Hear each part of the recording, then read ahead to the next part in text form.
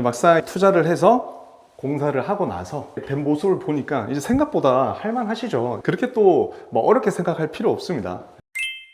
이번에 한 2달 정도 건물 공사를 했는데요. 현장에 나와 있습니다. 건물 정문이거든요. 스티커를 붙여놨네. 미디어 아트를 할 수 있도록 해가지고 이렇게 지금 전원이 꺼져 있어서 안 나오는데 제 회사 사옥을 쓴다든지 서비스 제공하는 것들을 디지털 미디어로 보여줄 수 있는 거죠. 이렇게 보시면은 입구 양 옆으로 해가지고 일자 조명도 설치를 해봤는데 이제 직접 디자인을 골랐거든요. 그래서 이런 부분들도 생각보다 잘 나온 것 같습니다. 여기가 건물 1층입니다. 지하 1층부터 4층까지 공사를 했었고 2달 정도 걸렸습니다. 딱 계획했던 대로 공사가 끝난 케이스이고요. 프라이빗한 느낌보다는 실제 고객들에게 우리가 하는 서비스를 보여주는 게 가장 강력한 인테리어 연출이라고 생각을 해서 통유리를 시원시원하게 했습니다. 하이 샤시를 많이 쓰거든요. 가장 저렴한 제품 서스로 해서 집에 있는 샤시랑은 다른 느낌을 줄 수 있어요. 좀 더 모던한 느낌을 줄 수 있다는 거고, 이 천장 조명 같은 것들 보시면은 이 레일 조명에 보통 원통을 많이 달거든요. 제가 하나 원통 달아놨는데 좀 다른 느낌으로 연출했으면 좋겠다 싶어가지고 이렇게 레일 느낌을 그대로 살릴 수 있는 조명을 달았습니다. 처음에는 이질감이 느껴져가지고 보통 상가들은 다 원통 레일이잖아요. 계속 보면 볼수록 이게 더 매력적이라 가지고, 근데 조도가 좀 낮아서 좀 아쉽긴 한데 개수를 늘리면은 해결될 문제라고 생각이 일단 들어서 저는 만족스러운 것 같습니다. 보통 이런 건물들은 노출이거든요. 전기 계량기 같은 것들이 목 작업을 해가지고 매립형으로 해서 1층에 들어왔을 때 깔끔한 느낌을 주려고 노력을 했었고, 이제 지하로 한번 내려가 보겠습니다. 보통 이 정도 4층 규모는 엘리베이터를 넣는 경우도 있고 안 넣는 경우도 있는데, 저 같은 경우는 이제 3층까지 있는 건물은 엘리베이터를 저는 웬만하면 안 넣긴 해요. 물론 신축은 넣어야 되겠지만, 지하 같은 경우는 지금 가구들이 없어가지고 좀 울리긴 하는데 이제 이런 형태입니다. 1층과 지하 1층의 톤 앤 매너가 거의 비슷하다고 보시면 되고, 여기 지하 같은 경우는 좀 더 신경을 썼던 게 원래 지하에 이제 음악 연습실 같은 거였거든요. 그래서 룸들이 다 있었는데 싹 다 철거를 했고요. 장점이 저기 창문이 있는데 이게 형식적인 게 아니라 햇빛이 들어오는 창문이고 선크입니다. 공기가 통하는 부분들이 좀 장점인 것 같고, 왜냐면 요새 지하에서도 사무공간을 많이 쓰는데 공기 순환이 이런 것들이 안 되면 사실 사무실로 쓰기에는 적합하진 않잖아요. 그리고 여기는 문이 따로 빠져 있습니다. 이쪽 통로를 신경을 썼거든요. 일반 통로랑은 좀 다르게 노출 콘크리트 마감의 한 부분인데, 그 안도 타다오 일본 건축가가 이제 유행을 시킨 마감재죠.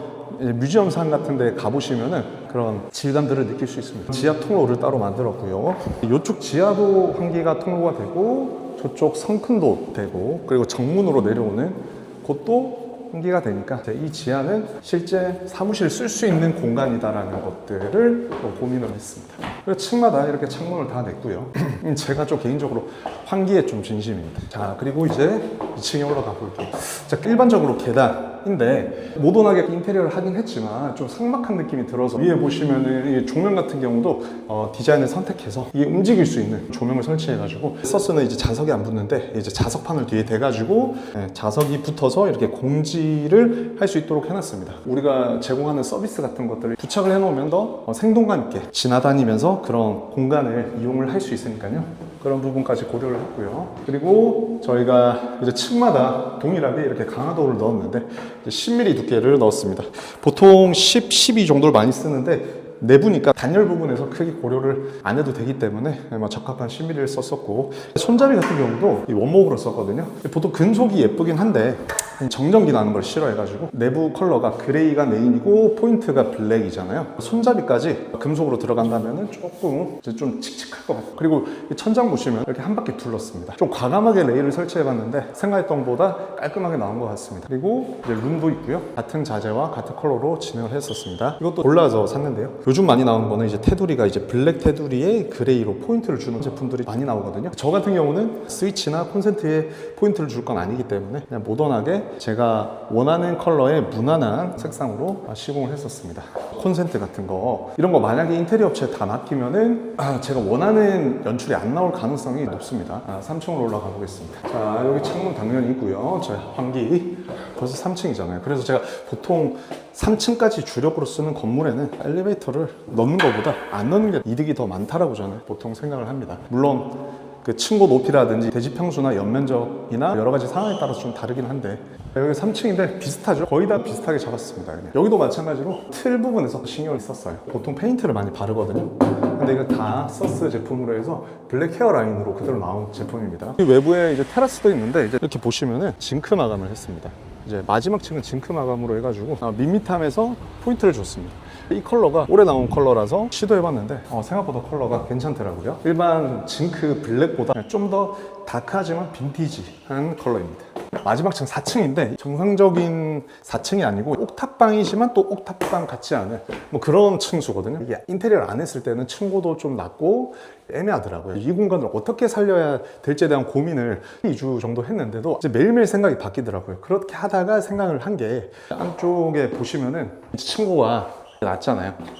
그래서 이렇게 보시면 제가 천장에 조명을 아예 안 넣었습니다. 간접등 위주로만 시공을 했지만 조도는 확보가 되게끔 했거든요. 약간 동굴은 아닌데 집중을 할 수 있는 공간이죠. 컨텐츠 제작이라든지 요가라든지 필라테스 등등 공간을 연출을 해서 실질적으로 사용을 했을 때 반전을 생각을 해서 좀 더 활용도가 높게끔 연출을 해봤습니다. 화장실 같은 경우는 이렇게 이제 마감을 했는데 뭐 일반적으로 쓰는 저희 거울 시공했고 세면대인데 좀 짧은 세면대가 있고 이게 치마형이 있는데 저는 치마형을 더 좋아합니다. 그래서 좀 더 내려오고 변기도 마찬가지 이렇게 보시면은 밑에까지 내려와서 좀 더 깔끔하게 떨어져요. 가격은 좀 더 비싸긴 한데 이 정도는 돈을 써야 되겠죠. 그리고 이 천장에 보시면은 조명을 그렇게 많이 넣지는 않아요. 2개 정도 간단하게 들어가서 시공을 했고 타일 같은 경우는 계단 보시면 알겠지만 600각 타일을 저는 선호하거든요. 왜냐하면 좀 시원시원해서 스타벅스나 그런 데서도 보면 600각을 많이 쓰긴 해요. 그래서 화장실도 저는 600각을 원하는데 근데 여기 같은 경우는 화장실까지 그렇게 써버리면 깨질 수도 있고 벽에 잘 안 붙고 이러다 보니까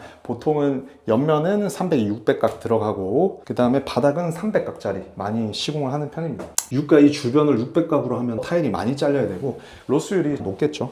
그래서 이렇게 많이 시공을 합니다. 저희가 한 2달간의 여정을 두고 시공을 잘 했습니다. 이번 현장은 그래도 계획대로 좀 된 부분들이 많아서 그나마 수월하게 했고요. 하지만 뭐 여러 가지 민원이라든지 제가 생각했던 방식과 이제 시공자가 생각하는 게 이제 다르다 보니까 변수들은 많았었습니다. 어쨌든 계획한 기간 내에 마무리를 할 수 있었고 지금 프로젝트가 7번째 정도 되는데 제 나름대로 이제 경험이 쌓이다 보니까 이제 공정별로 업체들을 나눠가지고 빠르게 시공을 붙이면서 공사 기간부터 결제적인 부분들까지 핸들링을 해서 좀 진행을 하는 편을 선호합니다. 이제 건물주들이 보통 어떻게 공사를 하는지에 대해서 오늘 한번 현장에 나와봤고요. 그냥 크게 별건 없습니다. 이제 막상 이제 투자를 해서 공사를 하고 나서 된 모습을 보니까 이제 생각보다 할만하시죠. 그렇게 또 뭐 어렵게 생각할 필요 없습니다. 물론 시행착오는 있을 텐데 다 해결된 문제입니다. 시간과 돈이 덜 드냐 더 드냐라는 차이기 때문에 너무 스트레스 받으면서 이걸 해야 될지 말아야 될지 생각하실 필요 없이 한번 건물을 만약에 투자한다면은 이제 보통 임대를 주니까 이제 이런 식으로 공사를 하면 됩니다. 건물 공사나 뭐 아파트 공사나 거의 공정이나 마감재는 비슷하게 사용을 하거든요. 뭐 물론 더 친환경이냐 벽지 같은 경우는 실크를 쓰느냐 합지를 쓰느냐 이런 차이들이 있겠죠. 요즘 건물 하는 공사도 대부분 좋은 자재를 씁니다. 이제 공사 현장에 와서 한번 여러분들께 소개를 해봤습니다.